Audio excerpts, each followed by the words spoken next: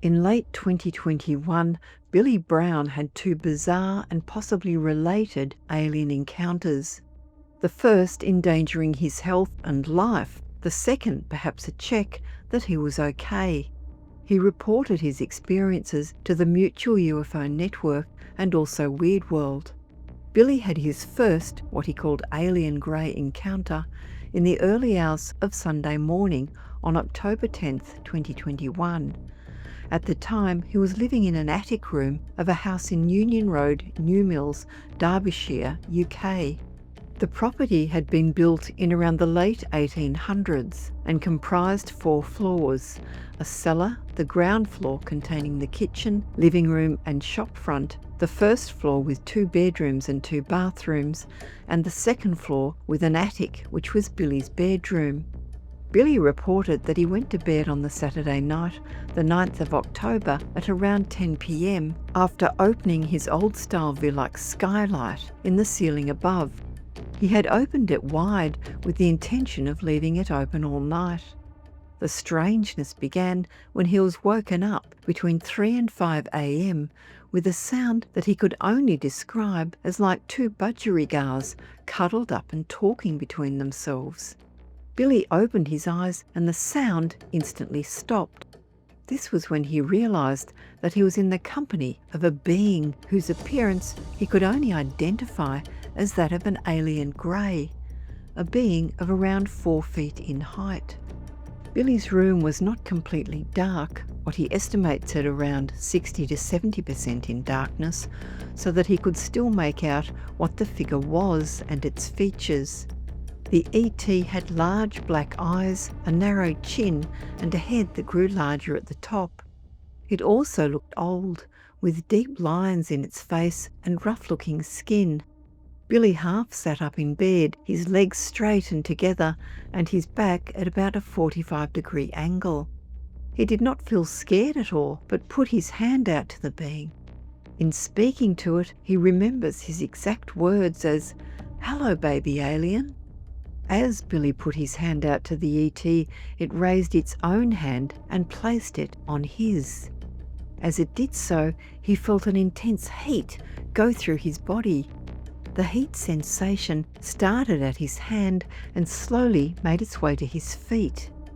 As this occurred, he felt his feet start to lift off the bed, lifting up about 5 or 6 inches. While he remained firmly seated in the bed, his legs lifted so high that his feet were in the air. He decided to let go of the entity, and when he did that, his legs dropped back onto the bed and the entity vanished. When Billy looked around his room, there was no evidence of the entity having been there, and he went back to sleep. He woke up at around 10 a.m. on the Sunday morning and immediately told his cousin about his encounter. His cousin responded with the message, "Do not tell anyone this story, whatever you do," concerned that Billy would be thought of as a bit of a nutcase. The strange events continued in an unexplained and frightening aftermath of Billy's experience. This started with him having a very sore head on the Sunday evening, so that he was unable to sleep from then onwards. He also couldn't eat or drink from then on either. He was ultimately admitted to hospital on around Wednesday the 13th of October, or perhaps the early hours of the 14th. He can't remember exactly when. He can only describe his symptoms as being that he felt like his body was shutting down from inside. He had been awake for 3 days and was experiencing sickness and diarrhea until nothing would pass. He still could not eat or drink and was in extreme pain throughout his body. Finally, Billy had to call an ambulance and was taken to Stepping Hill Hospital in Greater Manchester. The hospital conducted exhaustive tests on Billy, but they were frustratingly inconclusive. His 2 COVID tests came back negative, as did his blood tests and CT scan. All the doctors stated that they could not come up with a diagnosis and did not know what was wrong with Billy. They wanted to send him home, and he felt so unwell that he argued with them to keep him in. He remembers saying to the doctors, "If you send me home, I'll die." He felt that the doctors didn't take him seriously, but after a great deal of begging, he said, "All right, I'll tell you what's happened," and he described his encounter to them. Their response was to ask his permission to run an HIV test. When asked what for, replying that a normal blood test only gave them limited parameters to check, whereas an HIV test would give them more parameters in more depth. Billy gave his permission, and again the tests came back negative, so that the frustration of his mystery illness only deepened. Billy was then forced to leave the hospital. He had no family or friends to collect him and had to walk from Stepping Hill Hospital to Hazel Grove train station, a journey he struggled with. He then caught the train to New Mills Newtown's train station, from where he walked nearly another mile to his house. After reaching home, he never left his room for the next 3 days. By the Saturday night, he was coughing up blood and felt close to death. He hadn't slept for nearly a week and was still unable to eat or drink. Luckily, Billy's friend, who also lived in the share house, came into his room to fetch his phone charger and found Billy in his terrible state. He called the ambulance, as Billy was unable to even do that himself. East Midlands ambulance arrived, and the first thing they asked was to look at Billy's back, which had some kinds of marks on it. After a quick conversation outside the room, they then carried him to the ambulance, where they injected him with what he thinks was adrenaline and put him on a drip. As soon as he got to Stepping Hill, he asked if everything was okay. Shockingly, the paramedic said, "You've got blood poisoning and you'll be going straight up to the ICU." Billy was put on a COVID ICU ward, where the doctors told him that they had placed him there because it was the highest dependency ward they had in Stepping Hill and the safest place for him at that time. They also said that, unfortunately, it was more than likely he would catch COVID whilst on the ward over the next couple of days. By Wednesday, October 29th, he was indeed testing positive for COVID, which up until then he was negative for. In trying to find a cause for his blood poisoning, the doctors asked if Billy had any cuts anywhere. They were looking for a point of infection, but could find no points of entry on his body. Billy remained in hospital until around November 18th, 2021, which included 2 weeks on ICU, 2 weeks on the ward next door, and the remainder on another ward. He was sent home early, so had to return for another week of care.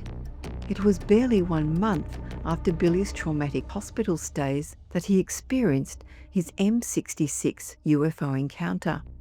In the run-up to Christmas, on Monday, December 19th, 2021, he had driven up to his cousin's place, who lived in Huncote, Lancashire.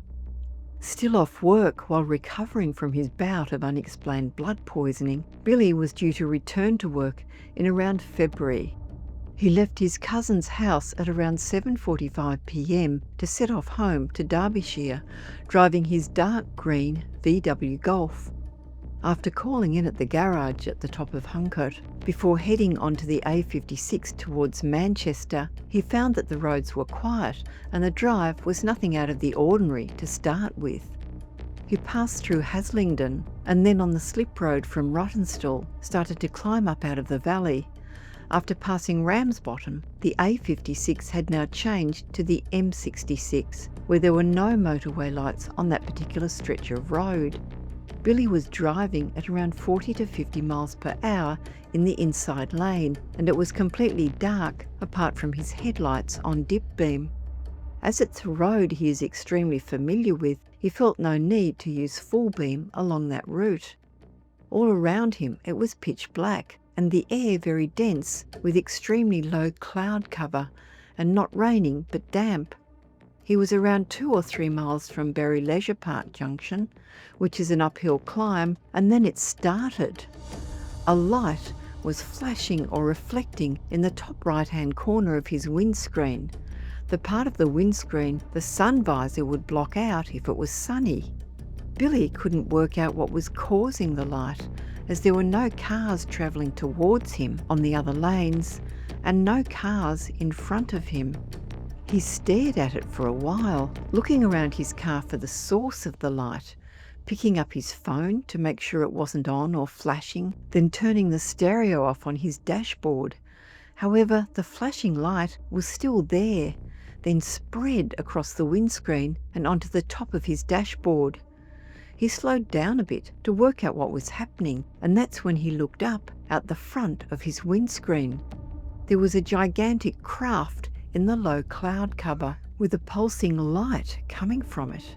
He estimated that it was only a few hundred meters above him, and that the width of the craft must have been at least 200 meters wide. The massive object dwarfed the 4 lanes he was driving along. It consisted of a large plasma ring in the center, and it had 6 or 8 spokes rotating around it.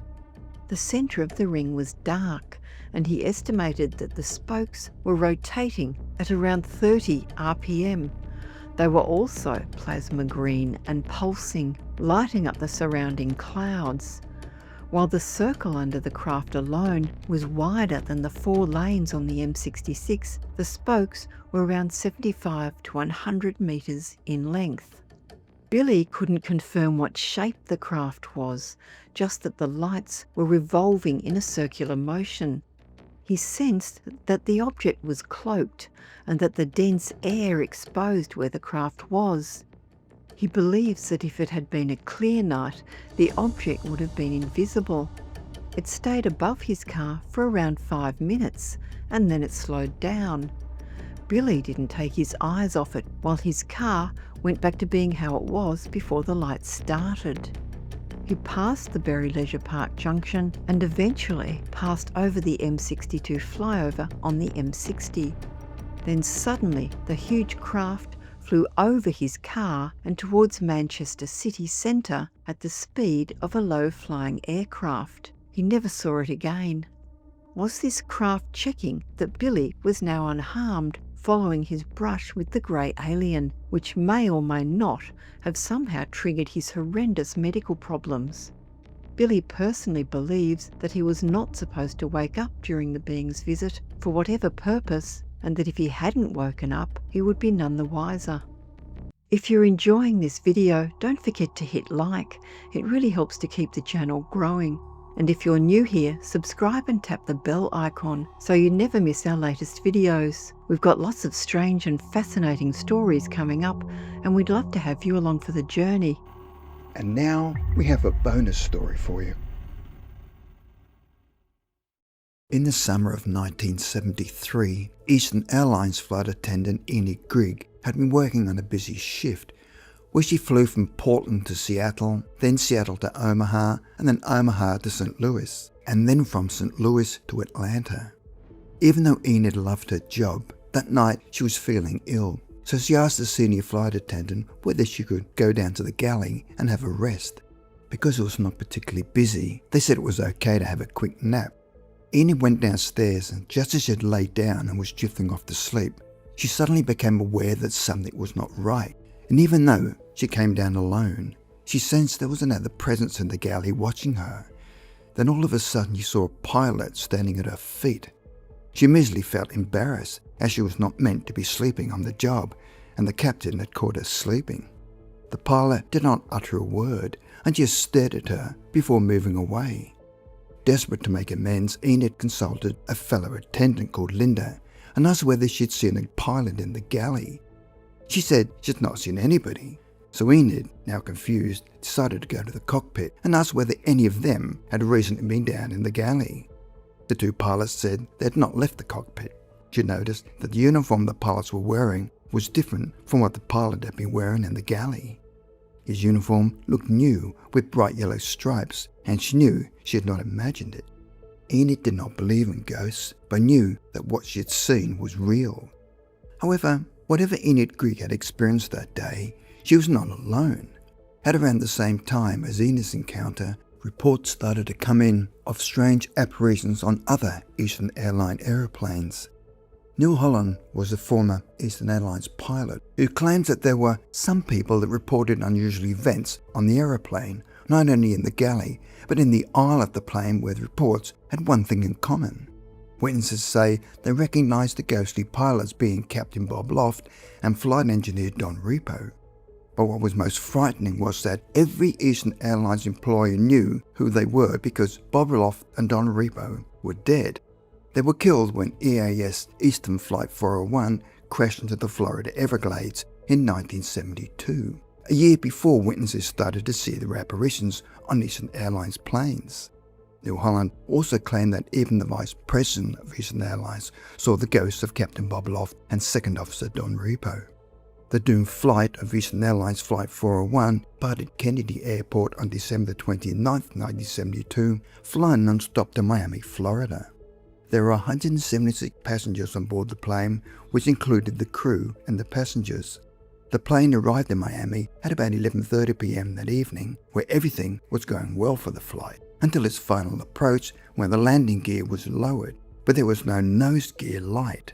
The crew called for a go-round because the gear was unsafe. A go-around is a standard aviation maneuver where a pilot aborts a landing approach to circle around and try again. They believed at the time when the aeroplane was cleared out into the area to explore what the situation really was, the autopilot had inadvertently been bumped off without the crew noticing. The plane then started a slow descent until about 3 or 4 minutes after the go-around, where the aeroplane crashed into the Everglades. In all, 75 people survived the crash, 67 of the 163 passengers and 8 of the 10 flight attendants. Captain Bob Loft and Second Officer Don Repo both perished. Throughout the summer of 1973, more Eastern Airline employees reported ghostly appearances. The following testimonies are extremely persuasive and came from people in highly responsible positions: pilots, flight officers, and attendants. Flight attendant: I was on Flight 318, which had parts utilised from Flight 401 and was in the lower galley of the jumbo jet. I just happened to glance at one of the ovens and saw the reflection of the flight engineer that had lost his life in the Everglades crash. I then went topside to get another stewardess to verify what I was looking at, and she too saw his reflection. We then got the flight engineer to check. He not only saw the vision, but actually spoke to him, whereupon it warned of a fire on the plane. Shortly after, when Flight 318 was above Mexico City, a fire broke out in one of the engines, causing it to be shut down, and the plane landed safely.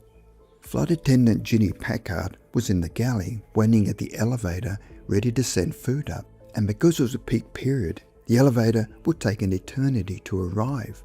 Suddenly, out of the corner of her eye, she saw a cloud-like formation, which was definitely not condensation or smoke.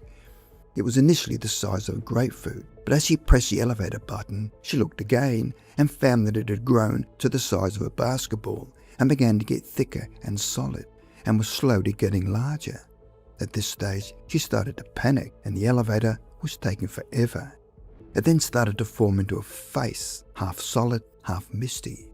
As the elevator arrived, it was now a complete face with dark hair, grey at the sides. It was now a three-dimensional image. Senior stewardess Sis Patterson was on Flight 318 in New Jersey, preparing for a turnaround flight back to Miami. She was making her routine head count and found they were up by 1 passenger. She was soon able to locate the discrepancy when she saw an Eastern Airlines captain in uniform in one of the seats and assumed he was deadheading back and bringing another plane to Newark. To confirm this, she approached the captain to verify this. She said, "Excuse me, Captain, you do not appear to be on my list." The captain did not respond and stared directly ahead. She repeated her request for verification, but the captain would still not respond and continued to stare ahead. She was then joined by Flight Supervisor Diane Boyes, who was equally puzzled. The captain looked normal, but appeared in a daze. The flight captain then joined them, equally perplexed. It turned out there was no record of this man listed, and he had no pass for the flight. As the flight captain leaned in closer to address the captain, he froze in fear and screamed, "My God, it's Bob Loft, the dead pilot from Flight 401. Then something happened that no one in the vicinity could explain. The captain in the seat suddenly wasn't there. Marriott caterers were loading goods into Flight 318 when the flight attendants observed a sudden commotion where the catering crew immediately left the plane and refused to go back.